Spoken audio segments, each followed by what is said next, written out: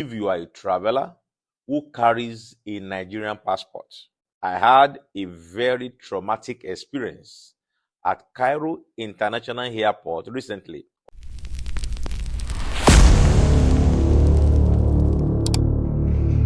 Hi guys, welcome back to my channel. It's your girl Susie here on Explore Sue.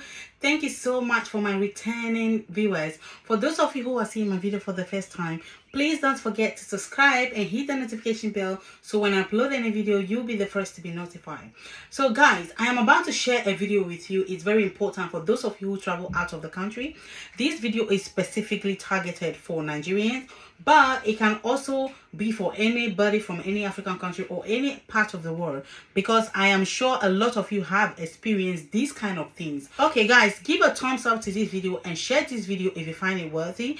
Thank you so much and see you in the next video.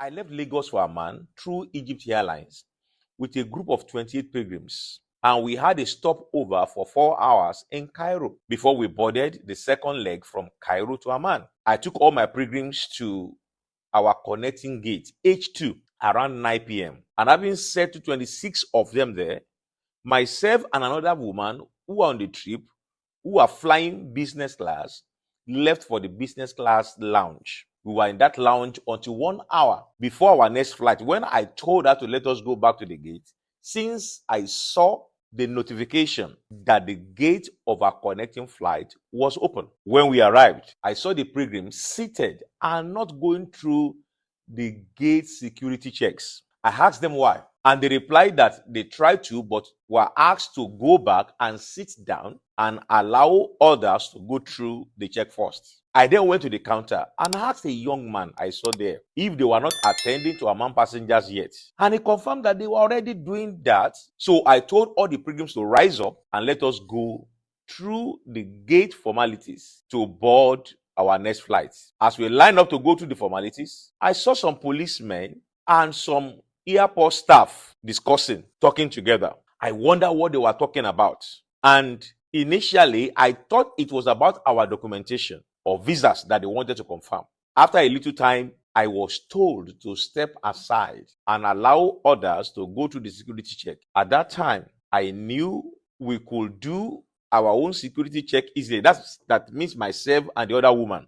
So I told her to wait for me while others can go through their security check. Some policemen then asked me to follow them to their office. At this time, I still assumed it had to do with our documentation. So I brought all the documents relating to our trip and asked the woman to wait until I returned to the gate. They then took me to the office of the head of the police of the airport, and 3 police officers entered with me while about 12 others were outside looking at us through the door, which was left open. Then the chief police officer asked me if I knew what offense I had committed. I wondered what the offense was and replied I had not committed any offense. Then they brought a man in as an interpreter who told me in English language that a lady had just accused me of sexual assault and the punishment was jail and I should be ready to go to jail. My first comments were, who,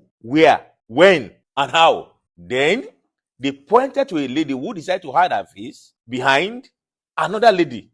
When I tried to look at her direction, I told the interpreter I had never seen the lady talk less of talking with her. The police chief then said, in our country, we believe the word of any woman as true. And that means with or without evidence, you are guilty. He then said there was a video evidence. When I heard that there was a video evidence, I was relieved and I requested for the video evidence. The letter said there was no need for video evidence because it will make me miss my flight unless I agreed to their offered solution. I made it clear that if they had any video evidence, they would not find me there, for I had been at the business class lounge for 3 hours and I had an alibi among my pilgrims who was there with me in the lounge till we left for the gate. Then they said there was a witness, and immediately a young man came forward who stated that he was a witness to the assault. I asked him where and when, but there was no answer. The police chief then said that since there was a witness, I could only go if I accepted the solution he will offer. I asked what was the solution. He then said, I must apologize to the lady in a way that she will accept. I then asked, how do I apologize for what I had not done? He insisted that if I did not apologize, I shall be charged to court. I then tried to look in the direction of the lady, who was still hiding her face behind another lady, and said, lady, I have never met you. I have no idea of what you are talking about, but possibly someone else has attacked you and you mistook me for the person. Nevertheless, sorry to you if you're offended. Anyway, but let it be known that I have no idea of what you are saying. The police chief then turned to a man who was said to be her boss if my apology was accepted, and he said it was okay. The police chief then said I should follow him to another office and leave my hand luggage behind. I objected to that idea by saying I cannot leave my bag behind because the rule of every airport is that passengers must always be with their luggage. I cannot leave my luggage behind. Around this time, I began to discern that they were up to something. They were trying to look for every means to set me up. When we got to the other office, I was asked to wait outside. When the police chief and other officers entered, at this time, I told myself that if these people succeeded, there was no way to free myself. I was totally isolated from my pilgrims, who were supposed to be boarding the next flight. And I could not understand their conversation, which they were making in Arabic. I then picked up my phone, pressed the record button, and kept the phone back in my pocket. At least that will be my only evidence in the future. After a while, I was invited into the office and I was asked to come and sign a document they had prepared in Arabic.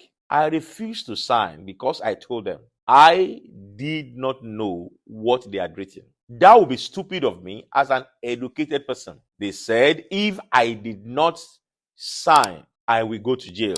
They said it does not matter, that what they actually wrote was just a settlement. And I still said no. To the glory of God, I have spent over 25 years of my life studying up to PhD level. I cannot sign what I do not know. The police chief then got angry and shouted me down and said, you will miss your flight and I will detain you and charge you to court. The following morning, I then said to him, if God says I will go to jail for an offense I did not commit, so be it. But I will not sign unless I know what was written. Then the so-called interpreter offered to read the content to my hearing. And I told him I could not trust his reading. I insisted I could only sign if they could rewrite it in English. When they began to pressure me, I took the biro and wrote below the Arabic write-up, I do not know. I plan to write below, I do not know what was written above, but I am compelled to sign this document. Therefore, I am not aware of the contents above. But when they saw me writing, I do not in English, one of the officers snatched the biro from me and shouted me down. The police chief then insisted if I did not sign, I would miss my flight, which should have taken off, and they would detain me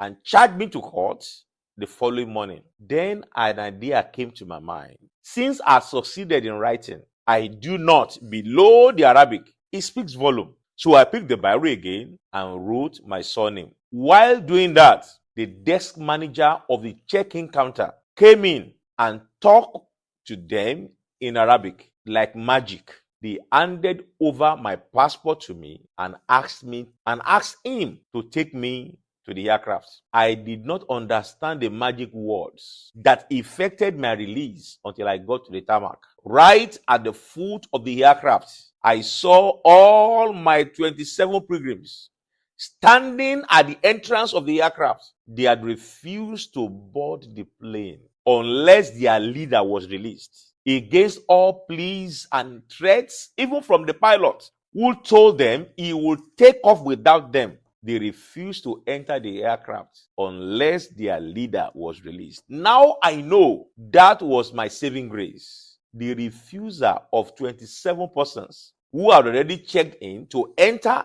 the plane frustrated their plots. That was the report the desk manager brought to this syndicate at their airport. They would have succeeded if I were traveling alone. I wondered what they would have achieved if there were no people that I was traveling with. They would have succeeded in making me miss my flight and extort me. I am still traumatized by that event, wondering what would have happened. What else would have happened if there were no other passengers with me? No doubt, this could have happened to many other persons who would have been charged to court for wrong accusations or ended up being extorted by this syndicate in that airport. I decided to make this video to expose the evil plots going on in many African airports against Nigerians. Kindly share this video with all your friends and your brothers so that they can know what goes on. We need to be more careful with these people. You might be saving another person from such embarrassment by exposing the evil schemes in some of these airports. May God save us from evil men. Amen.